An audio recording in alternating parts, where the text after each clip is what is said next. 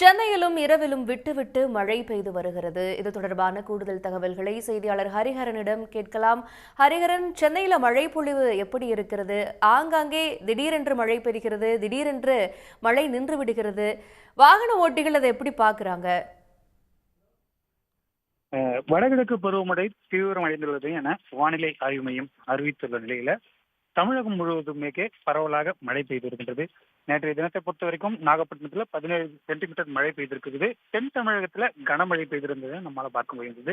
சென்னையில பொறுத்த வரைக்கும் கடந்த சில வாரங்களாக மழை பெய்யாமல் ஒரு இடைவெளி விட்டிருந்த நிலையில நேற்று முதல் விட்டு மழை பெய்து வருகின்றது. நேற்றைய தினத்தை காட்டிலும் இன்றைய தினம் அதிகமாகவே கொஞ்சம் மழை பெய்து வருகின்றது. குறிப்பாக இன்றைய தினத்தை பொறுத்த வரைக்கும் சென்னை ராயப்பேட்டை, எழும்பூர், காமராஜ் சாலை, அண்ணா சாலை, சிந்தாதிரிப்பேட்டை, மயிலாப்பூர், மந்தவெளி, தேனாம்பேட்டை, தியாகராய நகர், வள்ளூர் கோட்டம் உள்ளிட்ட பகுதிகளில் மாலை 7 மணி முதல் 7:30 மணி வரை இடைவிடாத மழை பெய்திருந்ததுல அலுவலகத்திலிருந்து வீடு திரும்புவோர் சற்று சிரமத்திற்குள்ளாயினர்.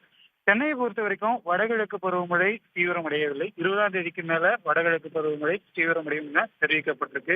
குறிப்பாக தென்மேற்கு வங்கக்கடலில் உருவாகி இருக்கக்கூடிய காற்றழுத்த தாழ்வு பகுதிகளால அடுத்த 24 மணி நேரத்திற்கு மழை நீடிக்கும் என தெரிவிக்கப்பட்டிருக்கு. தற்போதைய சூழல்ல வானிலை ஆய்வு மையத்தின் அறிவிப்பின்படி இரவு 10 மணி வரை சென்னையை பொறுத்த வரைக்கும் விட்டு மழை பெய்யும் என்றும், சென்னை உட்பட மொத்தம் 24 மாவட்டத்திற்கு மழைக்கான வாய்ப்பு உள்ளது என்றும் வானிலை ஆய்வு மையம் தெரிவித்துள்ளது. விவரங்களுக்கு நன்றி ஹரிஹரன். உடனுக்குடன் செய்திகளை தெரிந்து கொள்ள சன் நியூஸ் பெல் ஐகானை கிளிக் பண்ணுங்க.